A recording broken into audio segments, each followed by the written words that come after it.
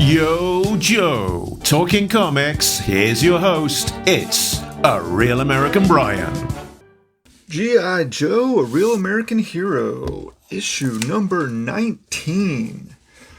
Mike Vosberg is credited with cover art on this issue. The cover shows a pretty intense battle scene, and we have a lot of action in this issue, so let's get into it. Joe triumphs. A group of Joes are building a fortress inside the pit as Doc and Snowjob roll the Baroness in.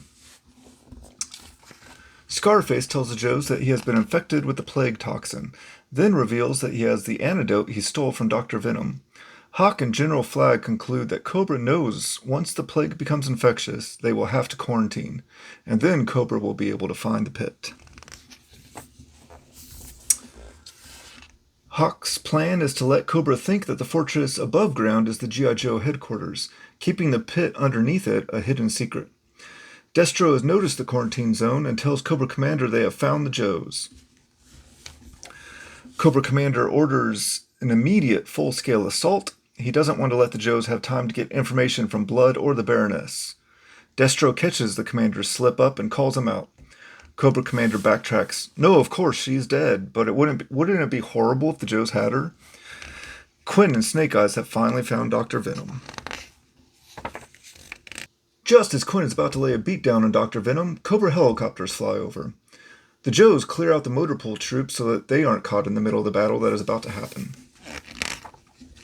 The Joes continue prepping for the battle, putting mines underneath the row of ambulances they lined up in front of the pit fortress. Wild Bill shows up with Major Blood as his prisoner. The Cobra troopers outside of Dr. Venom's lab are ready to go in when they don't get the proper signal from him. Kwinn has found a gun, but they are having trouble arming themselves with what is available in the lab. Snake Eyes finds some battle armor, a suit Dr. Venom has made, and climbs into it. Dr. Venom is telling the pair about the features of the armor, but it is too heavy to move normally. You have to power it on and let the mechanics help you to move in it. Just as the battle armor powers on, it grabs the gun from Kwinn and crushes it. Dr. Venom failed to mention that the suit allows him to fully control whoever climbs into it. Destro and the Cobra troopers come into the lab, and Dr. Venom tell them to put Kwinn in the other suit. We see the Baroness is still bandaged up in the pit. General Flagg orders her to be moved to the surface level in the fortress. The fortress is completed, and Hawk shares the plan of how they are going to get it to the surface. They are going to use the lifts and push it through the ground level. Major Blood is loaded into the back of a vehicle and is next to Scarface. Hawk gets the word out that Cobra has arrived and orders the fortress to be lifted up. Clutch will have to get there in time or figure it out. The Cobras have fired missile and Clutch pulls into the fortress just in time. The doors shut and the missiles hit the outside of the new structure. As the smoke clears, the Cobras see that the motor pool building was hiding an armored fortress. Destro, as the field commander, orders the Fangs to make their run, and then the Hiss tanks will be sent in after them. The fortress is armed with anti-aircraft weapons, and the Joes begin shooting down some of the Fang helicopters.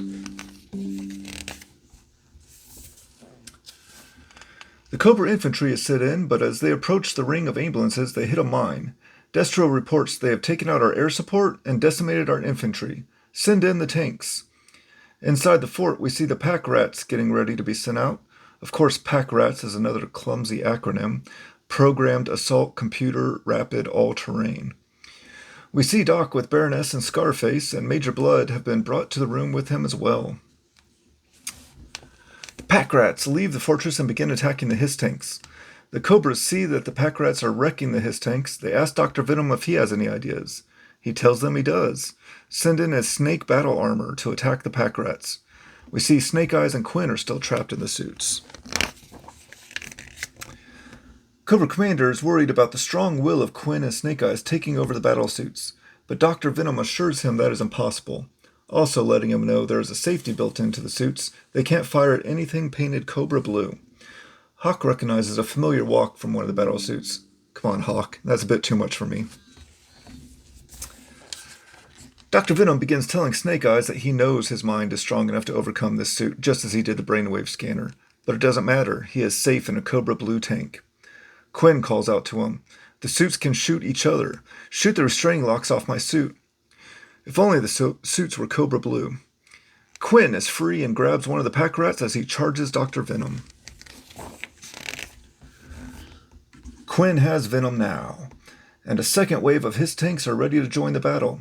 Ace and Wild Bill attack the tanks from the air, and then the Joes roll out their heavy machinery to mop up the Cobras. Kwinn grabs Dr. Venom and is threatening to feed him a grenade. A Fang helicopter approaches the fortress from the blind side and drops a trooper off. He gets busy attempting to plant an explosive. As Doc is distracted, Major Blood attacks him. Major Blood gets the keys from Doc and frees himself, ready to head to the roof to escape on the helicopter. He tells Scarface he is out of luck, there isn't enough room in the Fang, and he wants to bring Baroness. She is worth more to him. General Flagg comes in and catches the escape attempt, but Scarface calls out to Major Blood and kicks Flagg's gun right to him. Major Blood thanks him, then shoots Flagg in the chest at close range. Major Blood grabs the Baroness and takes off, leaving Scarface behind. As he gets to the roof, he immediately shoots the Cobra Trooper and takes his helicopter. Before Kwinn kills Dr. Venom, he begins self-reflecting and thinking about his own inner weasel spirit. He releases Dr. Venom, giving him his life. Doc tries to get Flagg out to the medevac. As Kwinn turns his back on Venom, he reaches into his coat to pull out his gun. Dr. Venom shoots Kwinn in the back.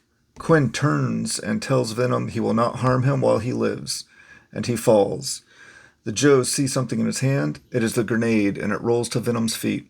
Snake Eyes grabs Clutch and Breaker, and they hit the deck as the grenade explodes. That is the end of Kwinn and Dr. Venom. The explosive on the roof goes off, and Doc tells us he was unable to save Flagg. The general dies in battle. The Cobra is happy with themselves, thinking they have destroyed the G.I. Joe base retreat. As the Joes gather together after the battle has ended, we see General Flagg and Kwinn have given their lives in this battle. That is issue 19, and wow, we just lost some important characters. General Flagg, Kwinn, Dr. Venom, and Scarface all die in what is the largest battle we have seen in the comics so far.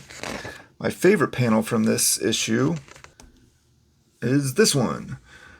Kwinn declaring he has made peace with the Weasel spirit and will not harm Dr. Venom while he lives. I've made my peace with the Weasel. Kwinn will not harm you while he lives. That I promise. Such a cool, you know what's going to happen, and then it all happens, and it just plays out perfectly. Kwinn is such a great character, and even in his death, he's still an awesome part of the story. But so much happened in this issue, and it's a story that will have lasting effects on the Joes. I'm going to give this one 5 Flagg points. Where do the Joes go from here? Without General Flagg's leadership, with the pit, at least above ground, all tore up? Wow, I don't know. Let's find out. That is issue 19. Knowing is half the battle, and now you know. Subscribe so you don't miss out on the next video, or we dive into issue 20 and begin to clean up this mess. That was a real American Brian. And now you know, because knowing is half the Brian.